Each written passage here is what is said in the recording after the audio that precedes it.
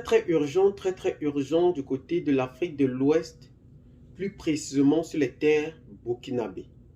Aujourd'hui, la situation politique se dégrade encore une fois de plus suite à ce communiqué du gouvernement burkinabé.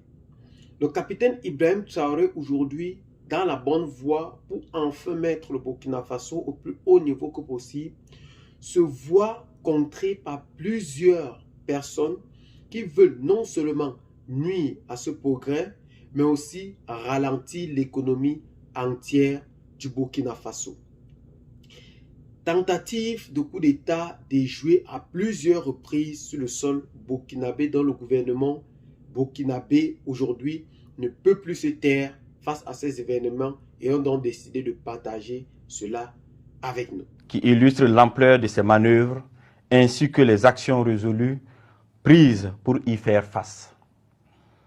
Il est porté à la connaissance du public burkinabé et de la communauté internationale que des individus résidant en République de la Côte d'Ivoire se sont activés dans une entreprise de subversion contre notre pays. Ces acteurs du chaos, appuyés par certains services de renseignement de puissance occidentale, sont constitués aussi bien de civils de divers profils que des militaires et anciens militaires ayant quitté le territoire national pour participer à des opérations de propagande et de déstabilisation. Grâce au suivi permanent de leurs activités, nous avons pu déjouer plusieurs tentatives de déstabilisation, aussi pernicieuses qu'incessantes. Face à ces échecs répétés, ces individus sans foi ni loi ont opté pour un énième plan. Ce énième plan consistait d'une part à signer un contrat avec des groupes terroristes baptisés les centraux et d'autre part à leur donner des formations spécifiques dans la zone du centre-est pour la prise d'objectifs qui ont été consignés dans leur contrat. Ils devraient en premier lieu mener des actions violentes contre des civils innocents, puis en second lieu s'attaquer non seulement à des institutions de la République, mais aussi à plusieurs autres points sensibles. La première attaque précurseur de cette opération était celle de Barsalgo le samedi 24 août 2024, qui consistait à massacrer le maximum de populations civiles pour créer le désarroi et le chaos au sein de ces populations et ébranler de ce fait la nation entière, facilitant ainsi l'exécution de l'action principale. Le plan prévoyait l'infiltration de plusieurs groupes terroristes. Le premier groupe, chargé de mener l'action principale à partir du 29 août 2024, était composé de 150 terroristes venus du centre-est. Ils devraient se diriger vers la zone de Sapui, puis remonter sur Ouagadougou en vue de prendre le palais présidentiel à Koulouba. Le deuxième groupe devrait attaquer la base de drones militaires pour empêcher toute riposte de nos forces. Le troisième groupe, venu du territoire ivoirien, avait pour objectif de mener des attaques dans la zone de Mangodara pour disperser nos forces combattantes. D'autres groupes devraient cibler l'aéroport pour bloquer tout renfort extérieur, notamment la pose de tout aéronef ami. Durant ces investigations, nos services de renseignement ont été alertés de l'arrestation de 2 individus suspects sans papier d'identité à un poste de contrôle à l'entrée de la ville de Niamey le 29 août 2024. Après des auditions rigoureuses, ils ont révélé être accompagnés d'un certain Akouchi qui avait déjà passé le 10 postes de contrôle. Ce dernier a été arrêté plus tard, le lendemain, le 30 août 2024, à la gare Rimbo, à Niamey, alors qu'il tentait de s'échapper. Des vérifications d'identité faites, il s'est avéré que le dénommé Akouchi n'est rien d'autre que le commandant Ahmed Kinda, précédemment chef de corps des forces spéciales. Censé normalement être en stage au Maroc, il s'est révélé être le chef des opérations de toutes ces attaques tristement planifiées. Les 2 individus suspects se sont révélés être en réalité 2 chefs terroristes, nommés Ousmane Abdoulaye et Amadou Idrissa. Toutes ces arrestations ont permis de dénouer une grande partie du complot et de mieux comprendre les manœuvres visant à déstabiliser notre nation. Ils ont été transférés plus tard au Burkina Faso. Une opération spéciale antiterroriste a été dès lors immédiatement lancée en lien avec ces projets de déstabilisation. Les premières investigations ont révélé que ce complot était orchestré par des ressortissants burkinabés résidant à l'étranger, dont M. Aziz Diallo, ancien maire et député de Dori, travaillant actuellement en Centrafrique au compte d'un organisme international. Il est l'un des cerveaux présumés de cette conspiration. Sous le nom de code Ahmed le Centro, il est en contact avec un groupe terroriste de l'État islamique au Grand Sahara, EIGS, à travers un de ses oncles installé dans la ville de Dori. 2. M. Ousmane Moumouni Raouni Diallo, oncle de M. Aziz Diallo, ancien combattant de l'EIGS, ancien coordinateur des négociations avec le groupe terroriste sous l'ancien président Damiba. 3. M. Aziz Dabo, ex-agent de l'Agence nationale de renseignement ANR, en fuite, connu sous le nom de code Lionel. 4. M. Abdoulaye Bari, connu sous le nom de code Le Voyageur. Il est le lien entre les puissances occidentales, les terroristes et la partie militaire. 5. Un certain Serge Maturin, journaliste nigérien d'origine ivoirienne, représentant Le Voyageur au Niger. Il a hébergé le commandant Ahmed Kinda la nuit du 29 août 2024 pour lui permettre de s'échapper et devrait faciliter également l'infiltration de tout le commando à l'est du Burkina Faso. M. Abdoulaye Bari lui avait demandé de garder par devers lui 4 téléphones satellitaires de marque Touraya destinés aux opérations funestes. 6. M. Djibril Yipene Bassolé, ancien ministre des Affaires étrangères du Burkina Faso. 7. M. Newton Ahmed Bari, ancien président de la CENI. 8. M. Alpha Bari, ancien ministre des Affaires étrangères du Burkina Faso. 9. Le commandant François Zungrana, alias César. 10. Le commandant Herman Zongo, qui renseignait sur les positions des vecteurs aériens et des mouvements de l'armée. 11. Le commandant Joanny Kompori, ancien directeur général de la Sonabi, qui recherchait des drones kamikazes. 12. Le colonel Zala, travaillant dans le système des Nations Unies en Centrafrique. 13. Le lieutenant-colonel Paul-Henri Sandaogo Damiba, alias le Patriarche, qui dirige le volet militaire de ce complot. 14. Le lieutenant-colonel D. Romeo Woba, alias Rodriguez, qui est le chef du centre des opérations à Accra. 15.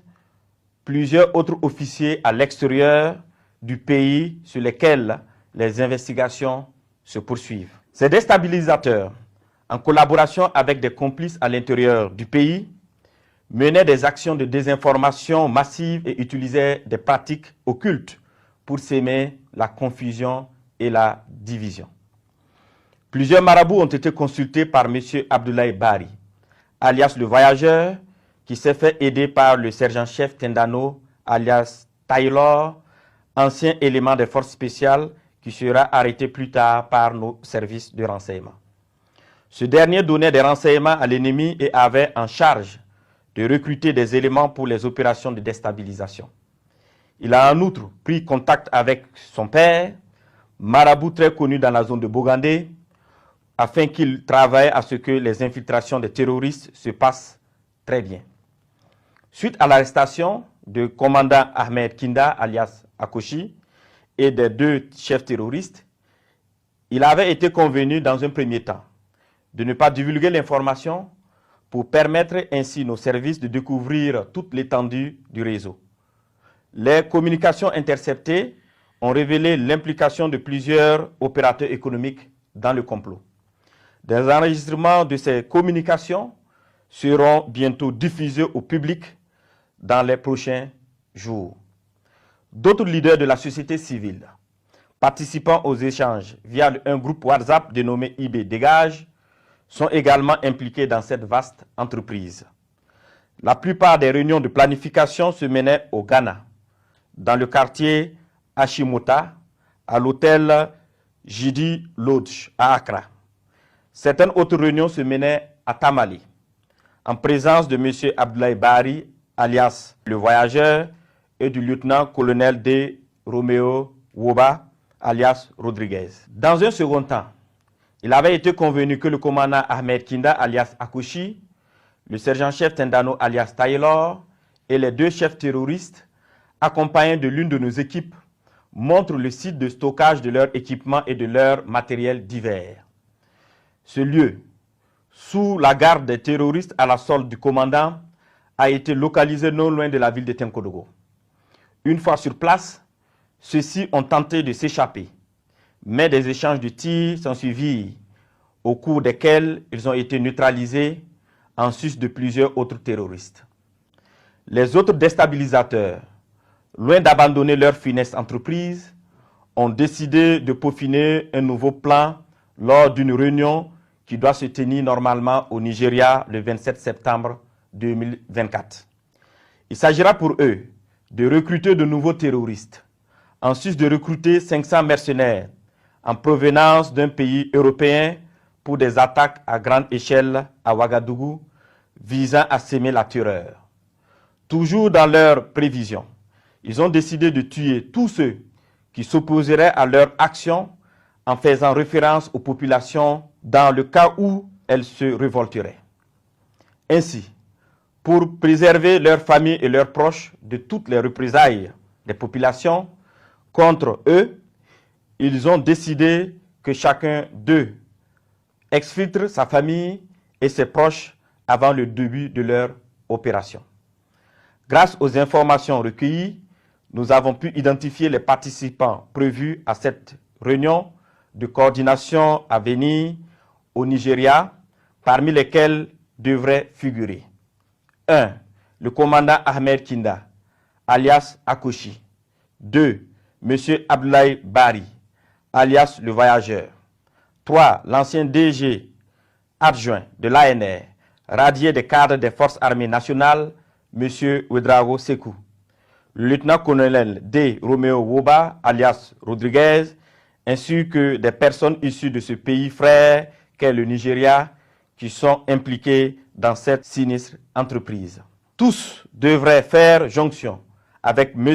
Gibril Yipene Bassolé et certains éléments des services de renseignement occidentaux. Fort de ces informations avérées et au regard de la gravité extrême de ces actes, il a été décidé de maintenir l'opération spéciale afin de neutraliser toute personne qui tenterait de semer le chaos dans notre pays. Des instructions fermes ont été données pour rétrocéder au service de renseignement burkinabé l'ensemble des dossiers initialement judiciarisés afin de reprendre les auditions. À l'endroit des familles et des proches de ces terroristes, il leur est conseillé de les dénoncer, de les dissuader de poursuivre dans cette voie destructrice et de se départir formellement de toute action subversive.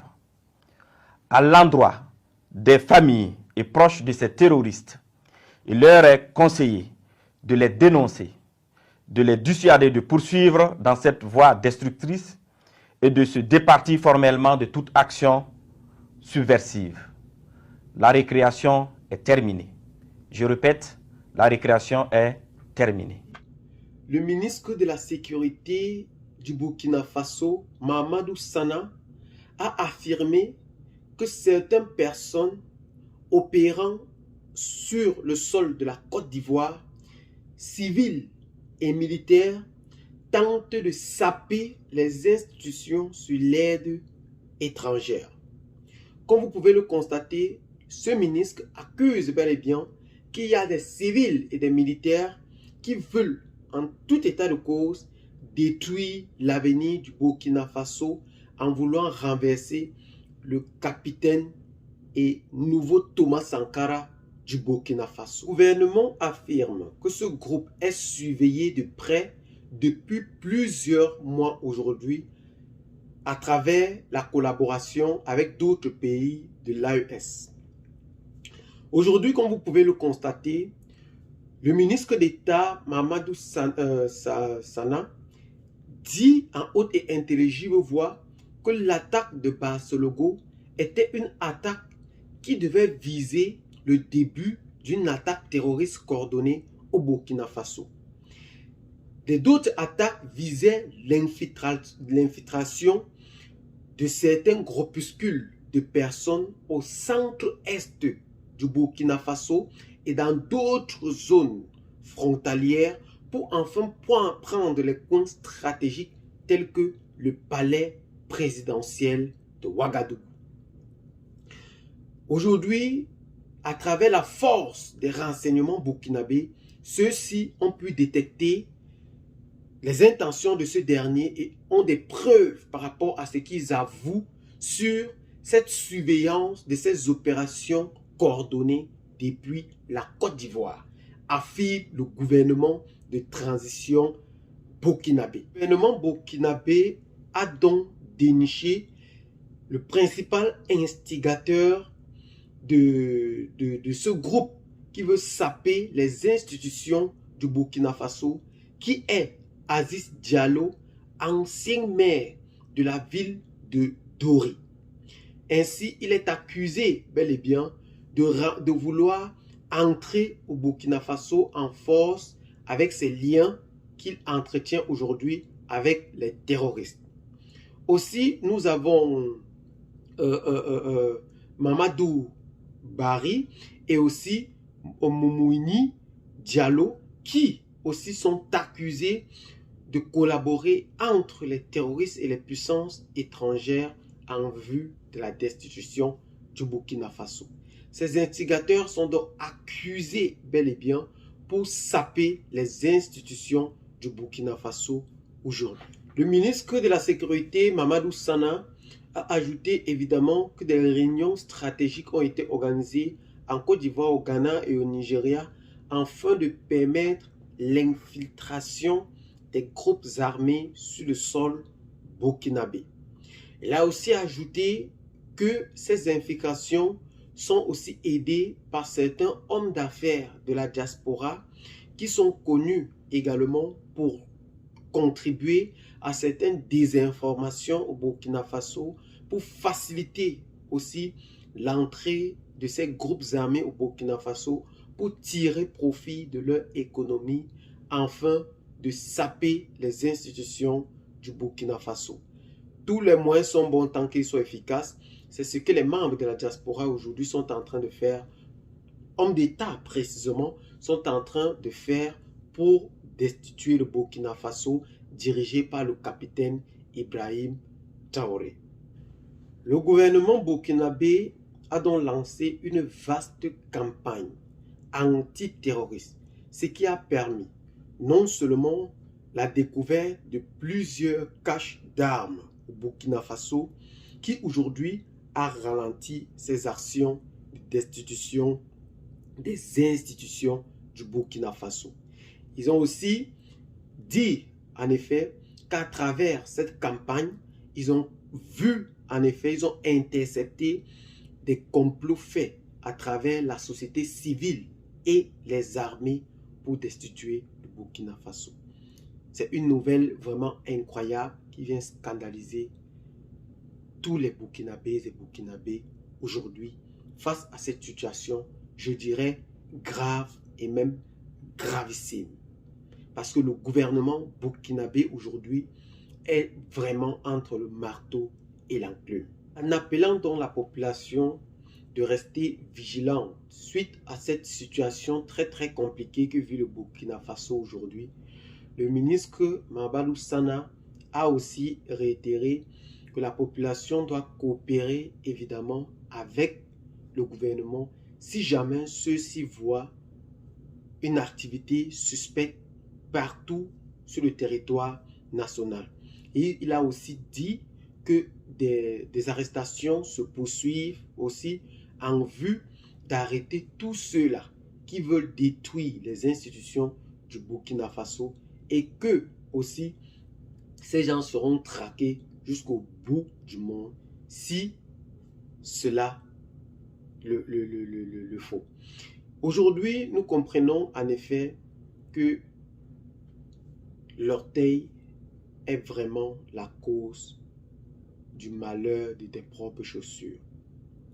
Nous voyons le capitaine Ibrahim Traoré qui vient d'arriver au pouvoir, nouvellement très jeune, qui a des ambitions très pragmatiques, et le Burkina Faso aujourd'hui avec des plans d'action très avancés, qui veut en effet développer ou mettre sur pied l'Eldorado du continent ouest africain aujourd'hui, se voit menacé ou vouloir saper toutes ses ambitions politiques. L'Afrique réellement a des problèmes auxquels nous devons nous concentrer précisément, qui est celui de la compréhension du développement de son propre pays. L'intérêt personnel ne doit pas primer sur un intérêt collectif. Nous devons essayer en effet de comprendre cela pour enfin sortir de ce bourbier qui ne cesse de nous ralentir chaque jour. Nous avons un jeune homme aujourd'hui à la tête d'un État puissant qu'est le Burkina Faso, d'où l'enjeu majeur est la lutte pour le terrorisme. Que de laisser ce dernier lutter contre ce terrorisme qui ne cesse d'endeuiller la population depuis des années, nous disons depuis 2014 aujourd'hui. Ce dernier ne cesse de vouloir lutter rien que pour des intérêts personnels. Alors qu'il y a un phénomène aujourd'hui qu'on appelle le terrorisme, qui est en train d'endeuiller la population, qui est en train d'affaiblir l'économie. Mais qu'à cela ne tient, ces gens ne font que poursuivre leurs ambitions machiavéliques pour vouloir détruire le Burkina Faso. C'est vrai, le capitaine Ibrahim Traoré est arrivé à la tête de l'État par un coup d'État. Mais c'est quelque chose déjà fait. Aujourd'hui, avec ces ambitions que nous voyons, nous ne pouvons qu'observer pour l'instant et l'encourager dans cette ferme conviction qu'il a prise pour développer le pays qu'est le Burkina Faso. C'est la raison pour laquelle nous appelons les Burkinabés tout entiers de revoir encore réellement ce besoin primaire, cet intérêt personnel qui prime aujourd'hui sur la nation burkinabé à se ranger du côté du collectif afin de développer le Burkina Faso comme cela se doit en tout état de cause. Eh bien les amis, c'est donc sur ce petit pas d'information que nous allons donc nous séparer. Qu'est-ce que vous en pensez? Laissez donc vos commentaires. Abonnez-vous à la chaîne si ce n'est pas encore fait. Partagez la vidéo avec les amis si vous l'avez trouvée intéressante. Et à très bientôt pour de nouvelles vidéos. Ciao, bye bye.